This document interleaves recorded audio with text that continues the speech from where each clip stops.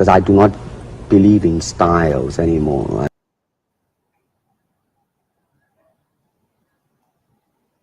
So what does Bruce Lee truly mean by not believing in styles anymore? And is this an achievable goal for JKD practitioners, or is it an ideal meant to inspire something else?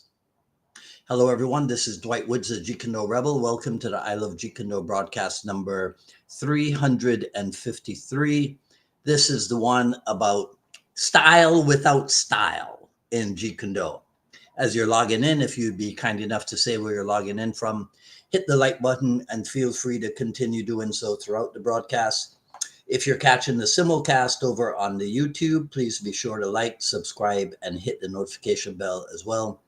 But of course, the best thing you can do is to share this video and spread the word about the I Love Jeet Kune broadcasts. So let's frame the idea of style without style. When Bruce Lee said, "I no longer believe in styles," he wasn't just rejecting the traditional martial arts system. He was in fact questioning the entire structure of categorizing combat.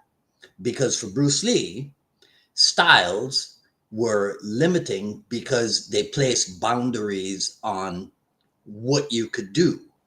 And to use his kind of phrasing, they placed boundaries on human expression. So, which, as we all know by now, that was a quality which he valued deeply. So Jeet Kune, as an art and as a philosophy, is somewhat Bruce Lee's way of saying, let's break free from these confines. But that brings up the question, how do we, as Jeet Kune practitioners, as followers of Bruce Lee, as descendants of the dragon, how do we embody this idea of style without style when we still have techniques, drills, methods to train? So is it contradictory, or does it point to something deeper? In practical terms, style without style challenges us to think beyond what? To think beyond the physical movements. So yes, we do train techniques. There are drills, there are training methods, but the key is that we don't let these methods, these drills, these techniques, these combinations, we don't let them define us. Because didn't Bruce Lee say the usefulness of the cup is in its emptiness? So this means that while the techniques are important, the true value of these techniques comes from how we use them, whether we adapt them or not, and even if we reject them, if and when necessary. Because, for example, it's possible to have a certain approach to, let's say, you're kicking and punching, and then 30-something years later, you come across another method of kicking and punching that totally changes your approach.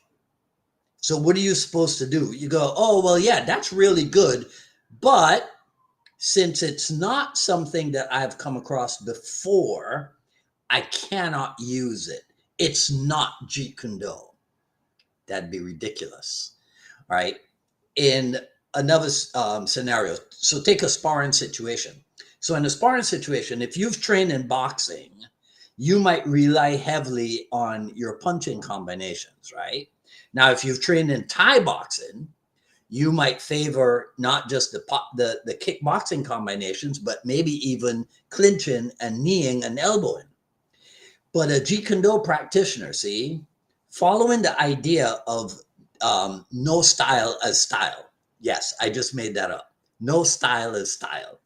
A Jeet Kune practitioner would hopefully adapt to the situation and could end up using the jab or the clinch, or maybe something entirely unconventional, because the focus is not on sticking to what you know. I mean, that's it. That is important, but it's on responding effectively to what's in front of you.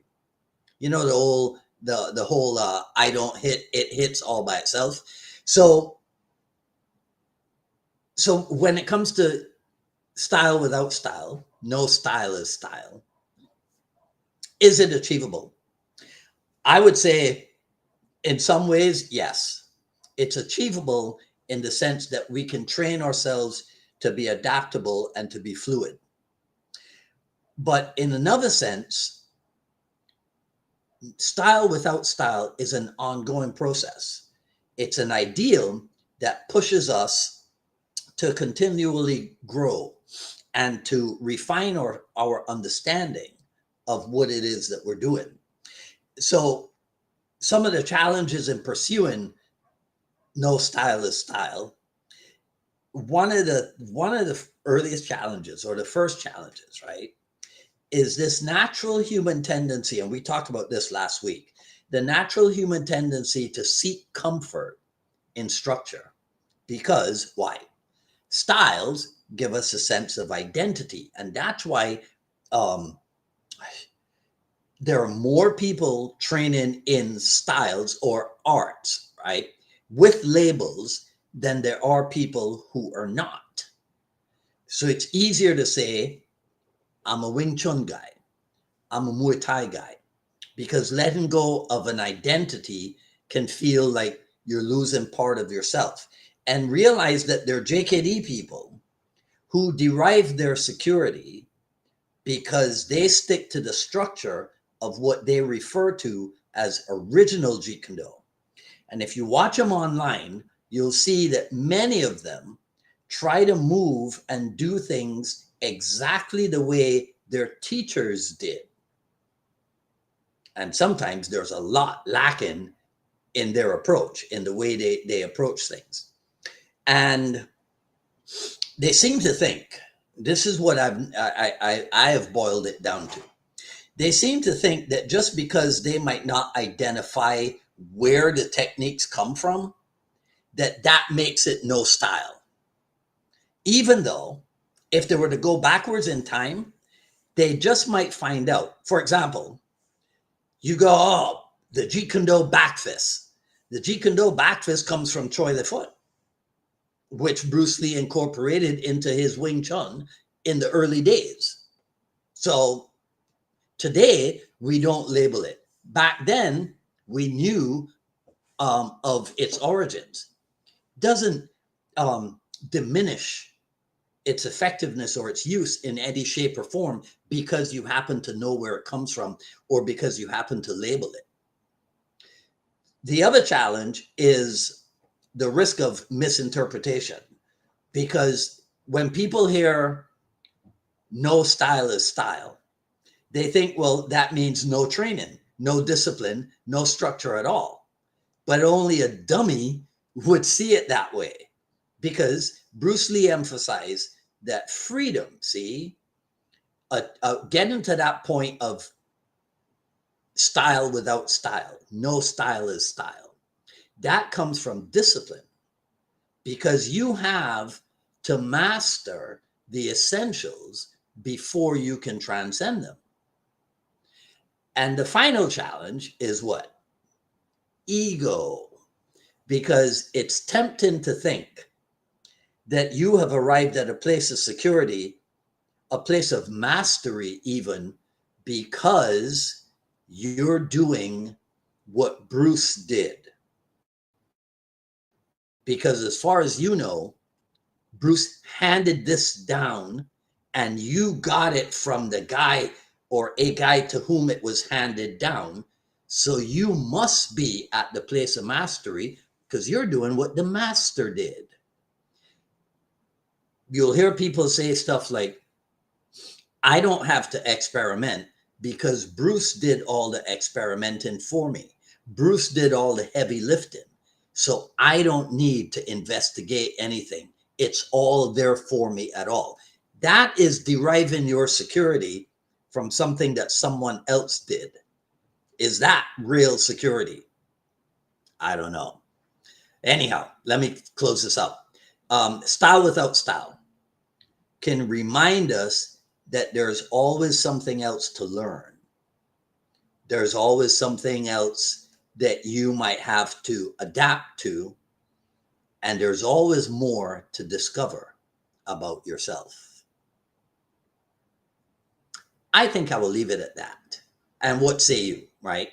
I hope this exploration of no style as style, that it gives you insight. At the bare minimum, you ask a question about it, right? So you guys let me know what you think in the comments below. And that's all I'm going to say about this video. If you like what you heard, please comment, rate, subscribe, hit the notification bell as well. Follow me on Twitter at Dwight Woods and on Instagram at Dwight D. Woods. At paypal.me, the Jeet Kune Journey Volume 1 is available. Paypal.me, unify, paypal.me slash, oh gosh, get it right, Dwight. Paypal.me / Unified MA Miami. There you go. PayPal.me / Unified MA Miami. You can also support the show. Actually, you can't, because that stuff isn't ready yet. So let me talk to you about Titans of Jeet Kune. February 1st and 2nd. So you have, what, 6 weeks? If this is in your plans for next year, then you can go to titansofjkd.com. Everything's there, right? How to pay for the seminar, 1 day or 2 days. The price goes up in 4 days. And then we cut off registration a week before the seminar, because we're not doing any at the door registration nonsense. Everybody who shows up should be pre-registered. You can just come on in and have breakfast and train and have lunch and train, and then come back on Sunday and do it all again. Go to titansofjkd.com for full information on that there deal. All right. And that's it for what? Today's the 27th. So that's it for 2024. Today's a red day. There you go. Right.